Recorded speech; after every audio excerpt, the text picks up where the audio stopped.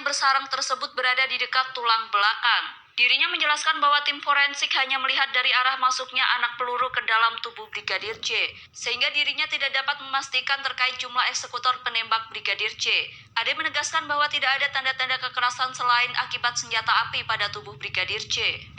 Oke, jadi saya bisa yakinkan sesuai dengan hasil pemeriksaan kami, baik pada saat kita lakukan otopsi maupun dengan pemeriksaan penunjang dengan pencahayaan dan hasil pemeriksaan mikroskopik, tidak ada luka-luka pada tubuhnya selain luka-luka akibat kekerasan senjata api.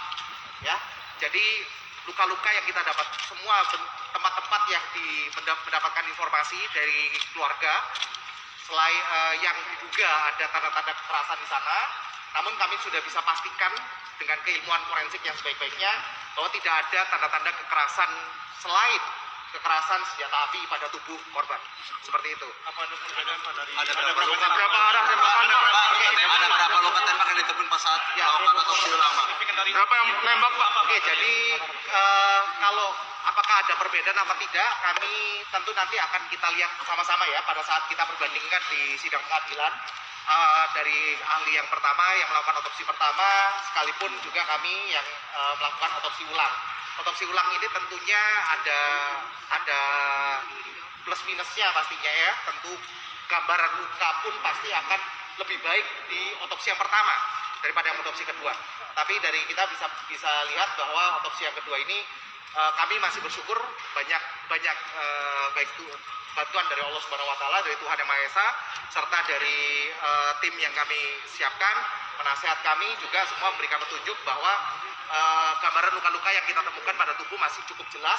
Setelah kita review lagi baik dari tubuh, baik saat kita melakukan pemeriksaan, dari foto serta gambaran mikroskopik, kita masih bisa meyakini bahwa luka-luka itu adalah misalnya luka tembak yang ada di tubuh korban itu masih jelas sekali.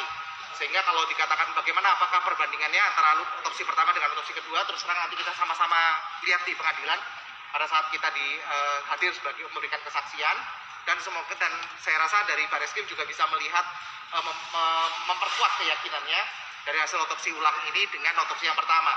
Bagaimana nih, apakah ada perbedaan atau tidak? Yang jelas kami melihat bahwa pada otopsi kedua ini luka-luka yang ada itu jelas masih bisa kita identifikasi, baik itu sebagai luka tembak masuk maupun ada yang sebagai luka tembak keluar. Ada dua arah tembakan dari depan dan belakang Pak. Itu siapa Pak? Kira-kira siapa yang menembak berapa Pak? Kita melihat bukan arah tembakan, forensik tidak melihat arah tembakan, tetapi arah masuknya anak peluru.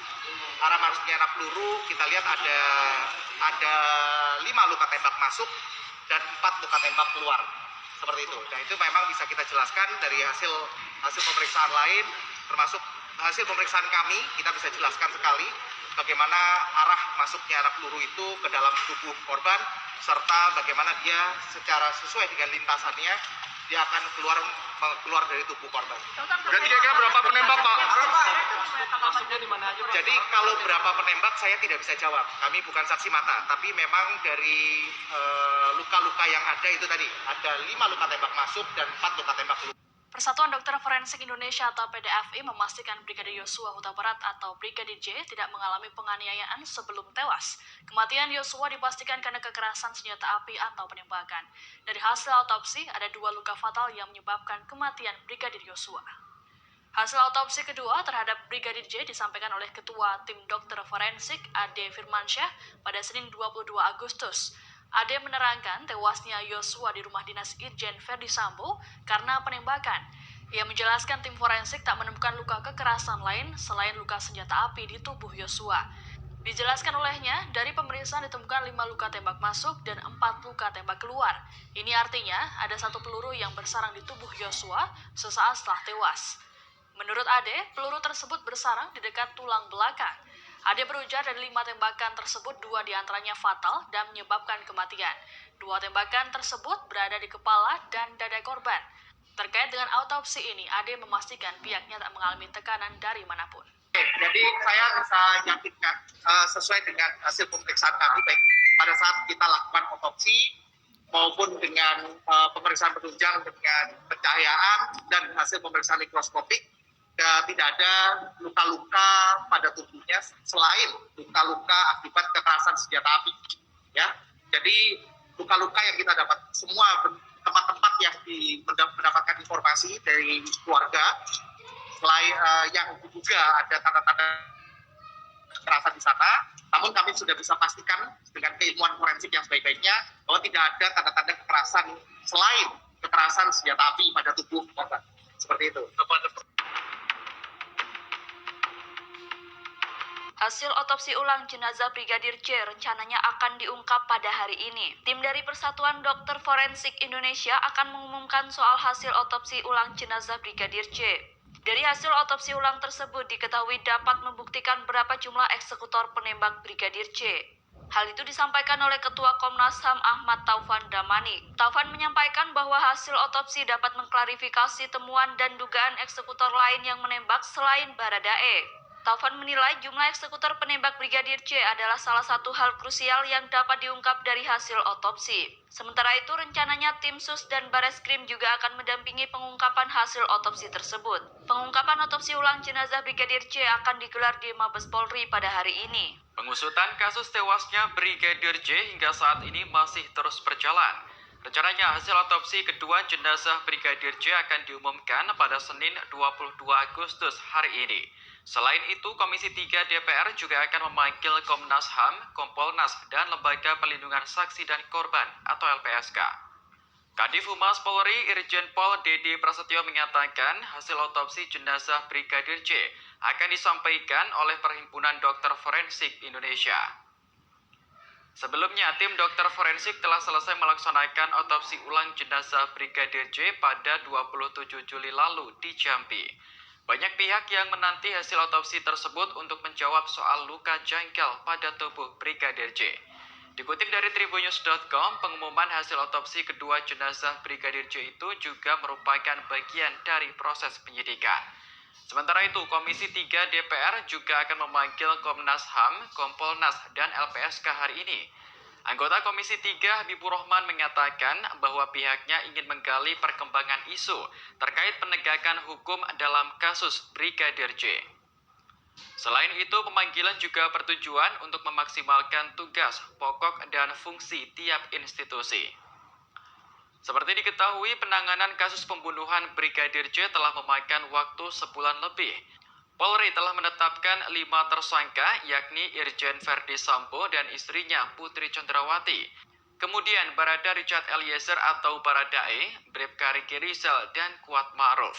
Para tersangka dijerat pasal 340 KUHP dengan ancaman hukuman mati atau penjara seumur hidup.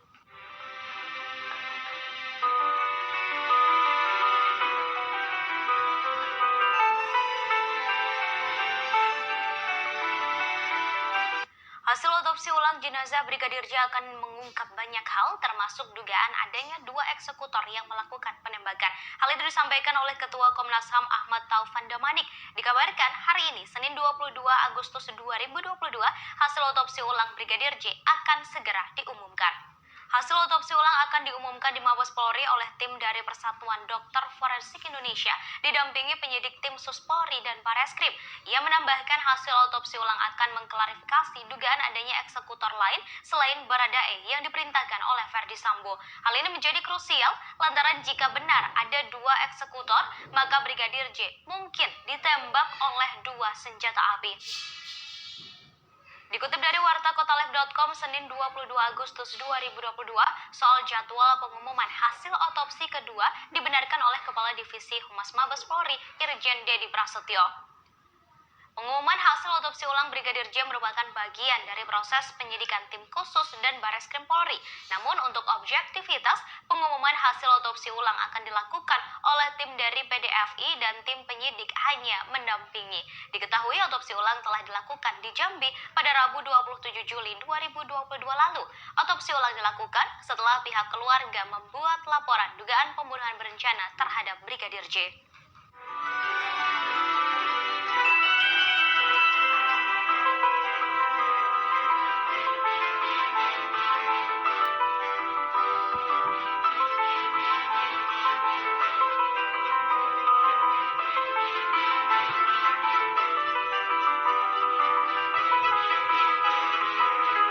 Komisi Nasional Hak Asasi Manusia akan menggelar rapat bersama DPR RI hingga Kompolnas pada hari ini. Rapat bersama itu rencananya akan membahas perkembangan kasus pembunuhan Brigadir J. Rapat bersama Komnas HAM, DPR RI, dan Kompolnas itu diagendakan akan digelar pada pukul 10 pagi. Hal itu disampaikan oleh Ketua Komnas HAM Ahmad Taufan Damanik. Rapat bersama ini merupakan bagian dari pengawasan terhadap mitra kerja Komisi 3 DPR RI. Dikabarkan Lembaga Perlindungan Saksi dan Korban atau LPSK juga akan hadir dalam rapat bersama ini. Adanya rapat bersama ini juga dikonfirmasi oleh anggota Komisi 3 DPR RI Habibur Rahman. Menurutnya, dengan adanya rapat bersama diharapkan dapat mempercepat pengusutan kasus Brigadir J. Komisi DPR RI mempertanyakan berbagai hal dalam rapat dengar pendapat bersama Kompolnas, LPSK, dan Komnas HAM membahas kasus penembakan pada Brigadir Yosua yang didalangi Irjen Verdi Sambo pada Senin 22 Agustus hari ini. Ketua Kompolnas Mahfud MD pun dicecar pertanyaan soal dugaan adanya kerajaan Verdi Sambo hingga motif sebenarnya dari pembunuhan tersebut. Dalam rapat dengar pendapat ini, anggota Komisi 3 dari fraksi Gerindra Habibur Rahman menghujani Ketua Kompolnas Mahfud MD dengan berbagai pertanyaan, diantaranya terkait pernyataan Menko Polhukam soal motif pembunuhan pada Brigadir Yosua. Mendengar pertanyaan tersebut, Mahfud MD langsung membantah dirinya mendapatkan bocoran lebih dulu soal motif pembunuhan Brigadir J. Mahfud MD menegaskan dirinya tidak pernah menyampaikan mendapatkan bocoran motif pembunuhan dan membocorkan motif mendahului kepolisian. Ia hanya menjelaskan bahwa motif pembunuhan sedianya sudah banyak beredar, termasuk soal pelecehan, cinta segi empat, dan pemerkosaan. Hanya saja, Mahfud MD mengatakan kebenaran isu tersebut akan dijelaskan secara lebih detail oleh pihak kepolisian. Dalam RDP, Mahfud MD juga dicecar pertanyaan soal kerajaan Verdi Sambo. Mahfud MD lantas mengatakan bahwa ex-Kadif Propam tersebut adalah Jenderal Bintang 2 yang membawahi 3 Jenderal Bintang 1. Mahfud MD juga enggan berkomentar saat ditanya soal isu keterkaitan Verdi Sambo soal judi online dan sebagainya. Ia mengaku tak punya bukti kuat soal isu tersebut, sehingga tak akan menjelaskan apapun ke ranah publik. Jadi begini, ketika kita menyampaikan ke publik terima kasih kepada Kapolri sudah sama, sekarang bayinya sudah lahir, sudah selesai. Jangan tanya ke saya, kalimatnya kan, jangan tanya ke saya kalau motif, ya. Jangan tanya ke saya kalau motif, itu biar nanti oleh penyidik. Ya. Biar penyidik nanti yang mengkonstruksi bagaimana. Mungkin itu belum diumumkan, kan gitu. Mungkin itu ada kata mungkin. Mungkin itu belum diumumkan karena hal-hal yang hanya boleh didengar oleh orang dewasa. Saya kira saya tidak bicara menjijikkan di sudut itu, di ketepatan lain. Hari ini Senin 22 Agustus 2022, Komisi 3 DPR RI melakukan rapat dengar pendapat bersama Komnas HAM, Kompolnas, dan LPSK terkait kasus Brigadir J. Dalam rapat ini, Mahfud MD turut hadir bersama Benny Mamoto, Ketua LPSK Hasto Atmojo Suroyo, hingga Ketua Komnas HAM Ahmad Taufan Damanik. Saat rapat, anggota DPR RI Benny Kaharman